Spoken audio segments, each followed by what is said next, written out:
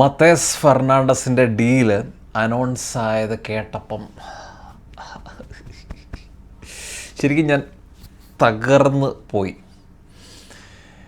നിങ്ങളിൽ പലരും ഇപ്പം എന്നോട് ചോദിക്കാം, ബ്രോ അതെന്നാ മത്തേസ് ഫെർണാണ്ടസ് മാത്രമേ മിഡ്ഫീൽഡറായിട്ടുള്ളൂ, നമുക്ക് വേറെ അടുത്ത ആളെ സൈൻ ചെയ്യാം എന്ന് നിങ്ങളിൽ പലരും ചോദിച്ചേക്കാം. പക്ഷേ എൻ്റെ ഒരു ഡ്രീം സൈനിങ് ഈ ഒരു സീസണിൽ എൻ്റെ ഒരു ഡ്രീം സൈനിങ് എന്ന് പറയുന്നത് ഒന്ന് മത്തേസ് ഫെർണാണ്ടസ്, പിന്നെ ചോമേനി അല്ലെങ്കിൽ ടൊണാലി, അങ്ങനത്തെ എക്സ്പീരിയൻസ്ഡ് മിഡ്ഫീൽഡർ. ഇതായിരുന്നു എൻ്റെ സ്വപ്നം. അത് ഏതായാലും തകർത്ത് കളഞ്ഞു യുണൈറ്റഡ്. ഇനിയിപ്പം നമ്മൾ ആ ഒരു ഡീലിൻ്റെ കാര്യത്തിലോട്ട് വന്നു കഴിഞ്ഞാൽ പലരും അതിനെ ന്യായീകരിക്കുന്നുണ്ട്. യുണൈറ്റഡ് ആ ഒരു ഡീലിലേക്ക് പോകാത്തതിനെ ന്യായീകരിക്കുന്നുണ്ട്.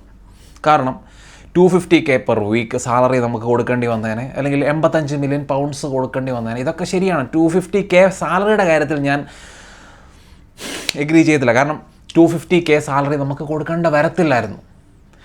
നമ്മുടെ കാര്യത്തിൽ യുണൈറ്റഡിന് ആ ഒരു പ്ലെയറിനെ സൈൻ ചെയ്യണമെങ്കിൽ വെസ്റ്റ് ഹാമിന് ആ ഒരു 85 മില്യൺ പൗണ്ട്സ് കൊടുക്കേണ്ടി വന്നേനെ. നമ്മുടെ ഒരു ഉദ്ദേശം എന്ന് പറയുന്നത് കുറേ ആഡ് ഓൺസ് ഒക്കെ വെച്ച് നീട്ടി ഒരു 85 എത്താനുള്ള ഒരു ശ്രമമാണ് നമ്മൾ നടത്തിയത്.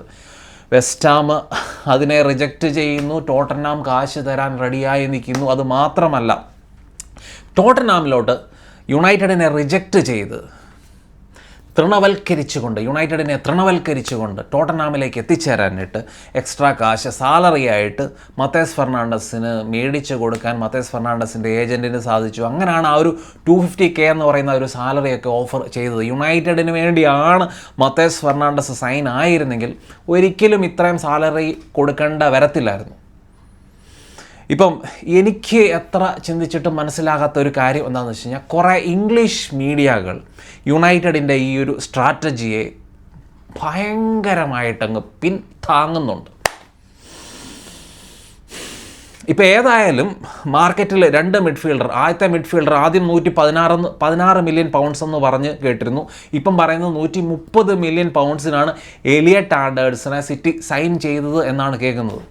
അത് കഴിഞ്ഞിപ്പം ഈ ഒരു മത്തേസ് ഫെർണാണ്ടസിൻ്റെ ഡീൽ 85 മില്യൺ പൗണ്ട്സിന് നടന്നു കഴിഞ്ഞപ്പം ഇനി യുണൈറ്റഡ്, നിങ്ങൾ വിചാരിക്കുന്നുണ്ടോ 60-65 മില്യന് ഒരു പ്ലെയറിനെ സൈൻ ചെയ്യാൻ യുണൈറ്റഡിന്, നല്ല ക്വാളിറ്റിയുള്ള പ്ലെയറിനെ സൈൻ ചെയ്യാൻ യുണൈറ്റഡിന് പറ്റുമെന്ന്? കഴിഞ്ഞ വീഡിയോ ഞാൻ ഇട്ടപ്പം ഞാൻ അതിൽ വ്യക്തമായിട്ട് പറയുന്നുണ്ട് എങ്ങനെയും നമ്മൾ മത്തേസ് ഫെർണാണ്ടസിനെ സൈൻ ചെയ്യണമെന്ന്. അപ്പോൾ അതിൽ കമൻസിൽ ഭൂരിഭാഗം ആൾക്കാർക്കും താല്പര്യമില്ല. മത്തേസ് ഫെർണാണ്ടസിന് അത്രയും കാശ് കൊടുക്കേണ്ട, 60-65 മില്യൺ, അതിൽ കൂടുതൽ പോകണ്ട എന്നായിരുന്നു പലരുടെ അഭിപ്രായം. നിങ്ങൾ പറ, അലക്സ് സ്കോട്ടിനെ കിട്ടുമോ ഈ പ്രൈസിന്? 65 മില്യൺ അല്ലെങ്കിൽ 70 മില്യന് കിട്ടുമോ? അല്ലെങ്കിൽ ബലേബയെ കിട്ടുമോ? വാട്ടനെ കിട്ടുമോ? നമ്മൾ ഇനിയിപ്പം ഭ്രാന്തന്മാരെ പോലെ മിഡ്ഫീൽഡേഴ്സിൻ്റെ പുറകെ ഓടണം. അപ്പോൾ അതിനനുസരിച്ച് ആൾക്കാർ കാശ് കൂട്ടും. 85-ൽ താഴെ ഒരു സൈനിങ് പ്രതീക്ഷിക്കേണ്ട. നല്ലൊരു സൈനിങ് ആണ് ഉദ്ദേശിക്കുന്നത് എങ്കിൽ പ്രതീക്ഷിക്കേണ്ട. അല്ലെങ്കിൽ ആർക്കും വേണ്ടാത്ത എഡേഴ്സണെ പോണക്കത്തെ സൈനിങ്ങിന് വേണ്ടി നമ്മൾ പോകേണ്ടി വരും. അല്ലെങ്കിൽ പിന്നെ സാണ്ടർ ബെർജിന് വേണ്ടിയൊക്കെ പോകേണ്ടി വരും. അപ്പോൾ വീണ്ടും നമ്മൾ ആ ഒരു 15ാം സ്ഥാനത്ത് നമ്മൾ എത്തിയപ്പോഴാണ് നമുക്ക് ആ ഒരു ശുഷ്കാന്തി വന്നത്. നമുക്ക് സൈനിങ്സ് നടത്തണം, നല്ല സൈനിങ്സ്, ക്വാളിറ്റി സൈനിങ്സ് നടത്തണം, കാശ് പൊട്ടിച്ച് തന്നെ സൈനിങ്സ് നടത്തണം എന്നുള്ള ആ ഒരു ആഗ്രഹം വന്നു. കഴിഞ്ഞ ആ ഒരു ട്രാൻസ്ഫർ വിൻഡോയിൽ നമ്മൾ കാശ് പൊട്ടിച്ചു, സൈനിങ്സ് നടത്തി.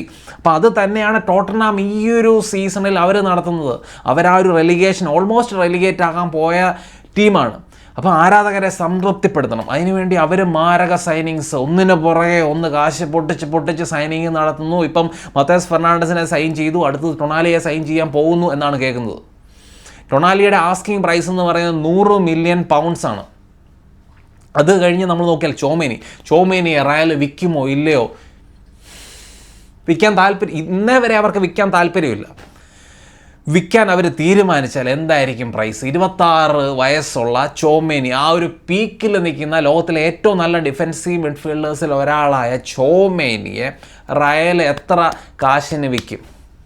നമ്മൾ ഇപ്പോഴത്തെ ഒരു മാർക്കറ്റിലെ ഒരു അവസ്ഥയും കൂടെ ആലോചിക്കണം. ഒരു 120 മില്യൺ പൗണ്ട്സ് എങ്കിലും അവർ ചോദിക്കും. ഇപ്പം എങ്ങനെ ഇരിക്കുന്നു നമ്മുടെ ആ ഒരു ബുദ്ധിപരമായ നീക്കം എങ്ങനെ ഇരിക്കുന്നു യുണൈറ്റഡിൻ്റെ?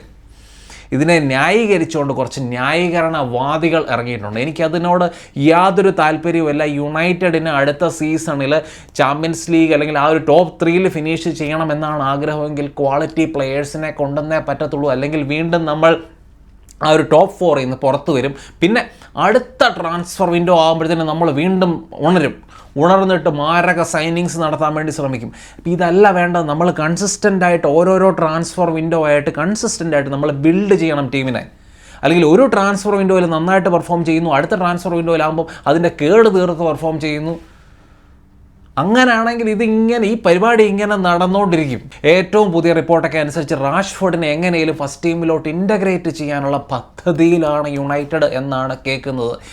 എന്തിന്? നിങ്ങളുടെ ആത്മാഭിമാനവും ഒക്കെ എവിടെ പോയി? എനിക്ക് തോന്നുന്നു കൂടുതൽ അതൊരു സ്ട്രാറ്റജി ആകാനുള്ള സാധ്യതയാണ് കൂടുതൽ. കാരണം പലരും ബാർസലോണ പോണക്കത്തെ ടീമുകളൊക്കെ ചുളുവിൽ ആ ഒരു ലോണിൽ കൊണ്ടുപോകാനുള്ള ഒരു ശ്രമം നടത്തുന്നുണ്ട്. അതുകൊണ്ട് തന്നെ ബാർസലോണ അല്ലെങ്കിൽ മറ്റുള്ള ക്ലബ്ബുകൾ റാഷ്ഫോർഡിന് വേണ്ടി ശക്തമായി വരണം, ശക്തമായി ബിഡുകൾ ഇടണം.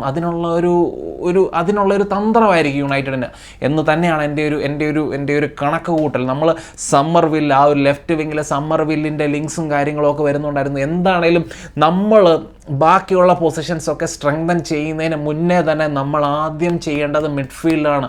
മിഡ്ഫീൽഡിൽ നമ്മൾ എന്തുമാത്രം മോശമാണെന്ന് കഴിഞ്ഞ സീസണിലൊക്കെ നമ്മൾ കണ്ടതാണ്.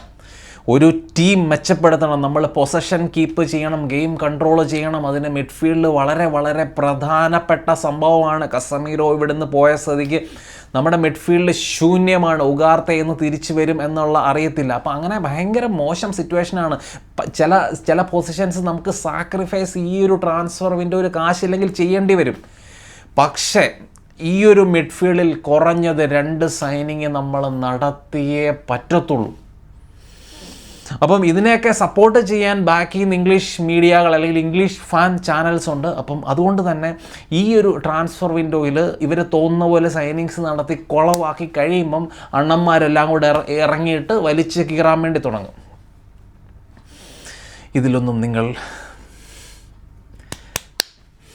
ഇതൊന്നും കണ്ട് നിങ്ങളുടെ കണ്ണ് മഞ്ഞളിക്കരുത്. കുറച്ചുകൂടെ ബുദ്ധിപരമായിട്ട് ചിന്തിക്കണം. നമുക്ക് സൈനിങ്സ് വേണം, കാശ് പൊട്ടിച്ചാലേ സൈനിങ്സ് വരത്തുള്ളൂ, അല്ലാതെ ചുളുവിൽ കിട്ടുമെന്ന് ആരും പ്രതീക്ഷിക്കരുത്. കഴിഞ്ഞ വീഡിയോയിൽ ആരോ പറയുന്നുണ്ടായിരുന്നു എലിയട്ട് ആൻഡേഴ്സൺ, ആരാണോ പറഞ്ഞത് എലിയട്ട് ആൻഡേഴ്സന് 130 മില്യൺ പൗണ്ട്സ് അല്ലെങ്കിൽ 116 മില്യൺ പൗണ്ട്സിൻ്റെ പ്ലെയർ ഇല്ല എന്ന് ആരാണോ പറഞ്ഞത്? ഇല്ല.